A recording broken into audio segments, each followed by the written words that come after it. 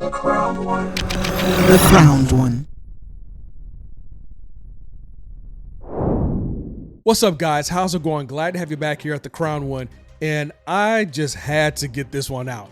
This is something that's been circling around the wire since the game you already know, Arc Raiders, has come out, and how they're addressing PvP players versus PvE. So let's get into it. If you guys are enjoying the content, don't forget to like, comment, subscribe, hit that notification bell for the latest updates and the latest uploads for the latest content. So this is something that's, I've been pretty stoked about seeing how people have reacted to PvP players, streamers, to be specific, on how they've been engaging PvE players.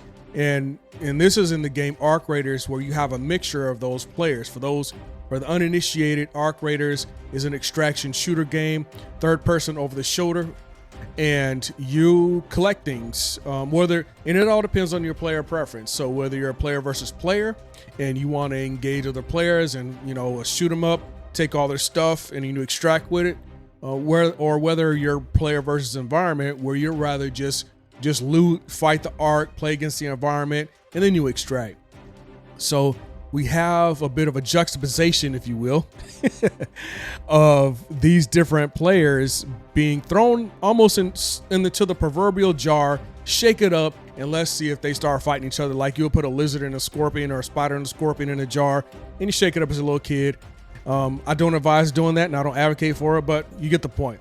So I came across this article, and it talks about how the developers of Arc have started to talk about the concept of aggression-based matchmaking. And it's called an aggression-based matchmaking system. And what it does, it tries to pair players based on their game behavior. Now, this is whether they tend to gravitate towards PvP or PvE. The game itself doesn't really make like a morality or intent judgment on how the player is. So it's really going off of behavioral signals like engagements in combat. So that's kind of where it's going off of. So when I was reading this article, it was actually talking about how these players, or these PvP players, would go after whoever. It doesn't necessarily have to be a PvE player. Just go after another player. And I'm talking specifically about the actual gameplay, of the player's actions. And they start engaging somebody, they initiate a shootout with those players that prefer, and I think this is like over time, with those players that prefer to do shoot 'em ups or shootouts with other players. I would say the algorithm starts to kind of work its way into putting them in PvP type lobbies with other players. Now with PvE, their behavioral is more so defense. When they're being engaged, they may go to the defensive part, and they start putting the algorithm, and I'm just using that as a filler word, that puts those PvE players within a PvE lobby. So, and it's not, I don't think it's, and after reading this article, it kind of, I actually learned a little something. It's not that you're being put in some sort of particular vacuum, one versus the other. But it's really addressing player preference based on the player's actions. So when we look at segmentation, you have players who frequently engage in PvP are more likely to be placed in those lobbies, when they're PvP oriented players, which can result in high conflict lobbies. So I mean, that goes without saying. But you also, on the converse side, have players who focus on PvE objectives and avoid conflict. They may tend to be matched with other players similarly, creating more cooperative, low conflict experiences. Now, this is probably where I'm, fight me, whatever. I like PvE games over PvP.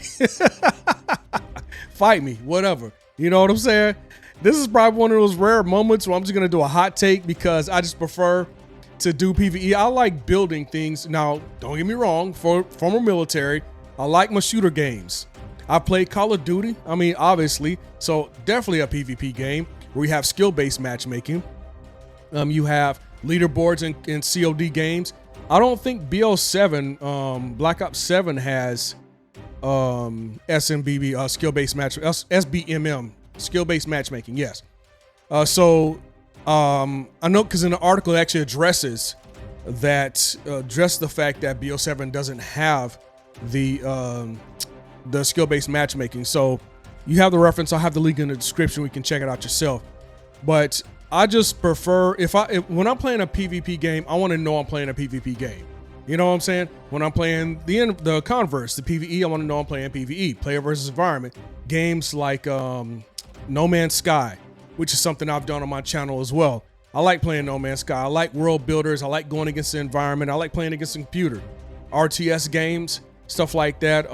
What's another one? Fantasy games, RPG games. I like just playing against the environment, you know, and when you have stuff like this with Arc Raiders, it's actually a mix, and I almost feel like it's a social experiment. So, you know, that's where it kind of gets into the philosophical parts of the design and the limits. And you see developers emphasizing the matchmaking system, which is still being tuned. So this is not a perfect science from what the developers are talking to us about, but we see the mixed parties and edge cases that still occur. Now, again, I know I'm probably going to get a lot of flack for it, but I just don't care. I don't care. This is a thing that I've learned. Okay, this is what I've learned from other Arc Raider players. So you have, you know, the Downy Soft team that wants to play PvE, and that's a team I'm down with. But you also have people, and there's a term you call rats. And what it is, rats in the game, in Arc Raiders is a slang term called rats. And what it is, it addresses the aggression of other players, you know. And reason why I wouldn't typically categorize them as PvP, because you have these aggression players who will play the rat, you know, try to play soft or whatever. Oh, friendly. And then they shoot you when your back is turned, or when you lower your weapon, or, you know, something to that effect. They try to play like your friend, and they just like shoot you and take your stuff. And I don't like that. That's something I do not like. Now, people are free to do that. You know what I'm saying? But, you know, expect the response. Now, people have been making fun of the streamers have been making fun of the PvE players, like, oh, you know, I wish I could play, you can't game, bro. But then the rats, you know, are going after non-confrontational players. So my question is, do you really want to play against another player who's capable? Or do you just want to, I will say, rat shoot somebody behind their back when they're not looking, because you want an easy, easy loot instead of going out there and getting it yourself, or fighting against other players like you claim that you want. So this is probably where I will say my preference kicks in. If you want to do a true PvP, then do PvP. But like, just, you know, trying to be somebody's friend and then shoot them. And yes, it's in the game. I mean, I'll zoom out of this, you know, and it almost feels like it's a social experiment.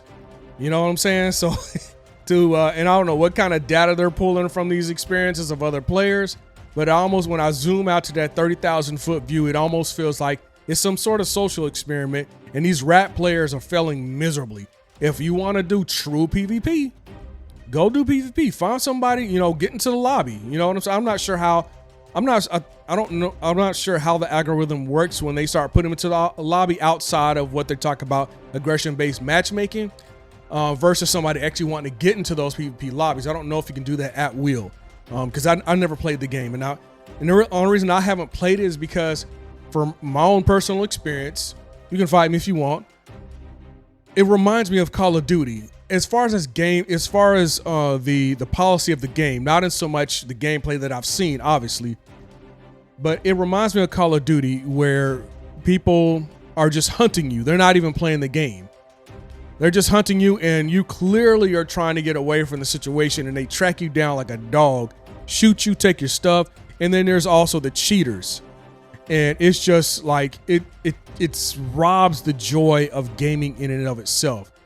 So, and that's a whole nother subject on cheaters. Like, I have no patience for online cheaters. If you're cheating, in my opinion, you should get banned permanently from that game.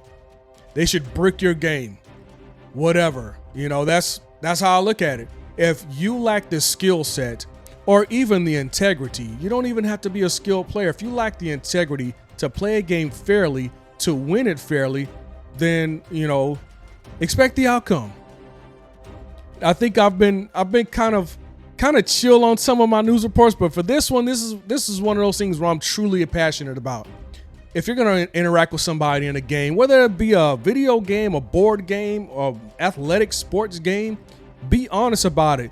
Get your win by honesty with integrity, or get your loss with integrity. You know what I'm saying? To cheat to win. There's, you know, when you're playing online and stuff like that, you know, it's lost on me. I have no compassion when it comes to that. You know, so I don't want nothing bad to happen to the person. It just, they need to be taught a lesson, because it takes away from the experience. And you already seen with Battlefield 6, they were addressing cheaters, because you had, oh my goodness, you had cheaters in the 300,000s on Battlefield 6 that Battlefield 6 caught and had to ban them. I think there was a perma ban too from the game. Now with Arc Raiders, right now it doesn't seem that they are permanently banning cheaters. It looks like they're just, you know, doing a temporary ban. And I'm getting ahead of myself, but for the gameplay balance and PvP dynamics, you have like these PvPs in an intentional part of Arc Raiders core loop. And what it is adding tension to unpredictability that many players enjoy, while PvE remains a viable focus for players who want to explore and complete objectives. Me, I'm goals based. I like to complete objectives when I'm in a game. I have, you know, I mean, like Helldivers. Helldivers is probably the most recent quintessential version of a PvE game, where you have a list of objectives. You're fighting the bugs, you know, whether you're, you know, fighting the Tyranids, you're fighting the automatons or the Illuminate. I mean, that's what I enjoy. Now, there are times where I'll jump on Battlefield 6 and I'll play other players and I get destroyed because I'm not a professional player. I mean, I'm a working husband and / dad, just like pretty much the Generation X gamer base. So, you know, that's my own personal preference. I could be accused of bias and I would still defend it. But some people just want to game and, you know, and chill out and just enjoy a good game. And for those who want to stream, I will give credit to the streamers, because it seems like they have brought traction to the game where they're streaming, you know, 3, 4, 5, 6, 7, sometimes 8 hours. So, I mean, I wouldn't say throw them into a certain purgatory as it pertains to the traction that they bought. But if you're talking about PvP based players, I think that they deserve their own environment. Now, this is where I start to learn about what I learned about the developers in the article, and they didn't want to make it binary. And after I read it and I started to learn, you know, I started to agree. You know, because look at it like this: you could have 2 games in one. You could have a PvE only game, and then you also have a PvP only lobbies, and then a PvP lobby. So PvE lobby, PvP lobby. And for a moment, I was kind of for that. But after learning about what they're doing, what the developers are doing in Arc Raiders, I actually kind of agree with them. You want to keep it malleable. So I can't believe I'm saying it, because for real, like I won't buy the game because I don't want to run the risk. You know, I like the low risk. I want to go against the environment. I don't want to run the risk of getting certain loadouts or certain rewards or certain I don't know what, you know, the terms in the games are. I don't know it that well. But different objectives where you're trying to put pieces together for blueprints. I don't want to get that, and, you know, I'm grinding for hours on a Saturday. You know what I'm saying? And then somebody just comes up in 5 seconds or less and ganks me for my stuff. That, you know what I'm saying? That doesn't feel rewarding. And that's why I kind of wanted to go PvE only. But I understand where the developers are coming from. They don't want to just section them off, because what happens if somebody wants to, you know, cross over, so to speak, from PvP to PvE or vice versa? Well, now they're stuck in this purgatory of whatever lobby they're attached to, PvE or PvP, and they can't get out of it, so to speak. So I do appreciate the malleability. I think I used that word right, of, of what the developers are doing.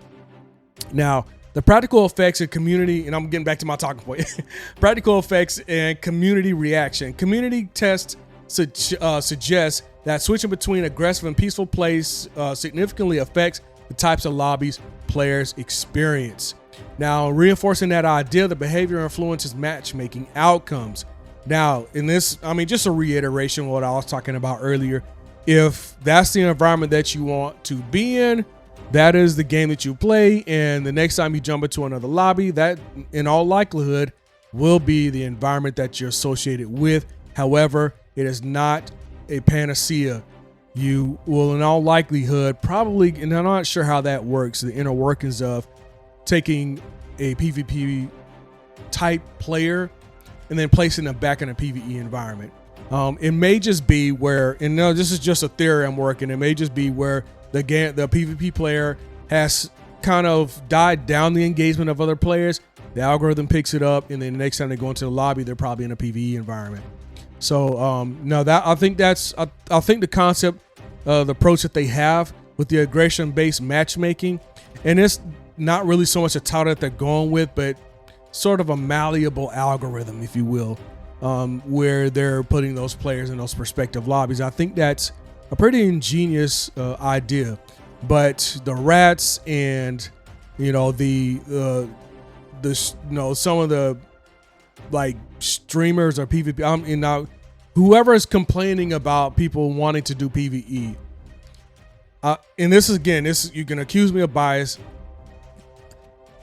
We just prefer a peaceful environment. That's just the way I play. And people say, "Oh, we'll play another game." I probably will. I haven't played Arc Raiders, so I mean that's why I'm not on the game. Is because of the potentiality from what I said earlier, getting my stuff looted after grinding. So we'll see how it plays out. Let me know what your thoughts are in the comment. Look, man, I said what I said. That's just me. So I do hope you guys stay safe out there. And if you are enjoying the content, don't forget to like, comment, subscribe. That notification bell for latest updates on the latest uploads for the latest content. This is Crown One signing off, and I'll talk to you guys later.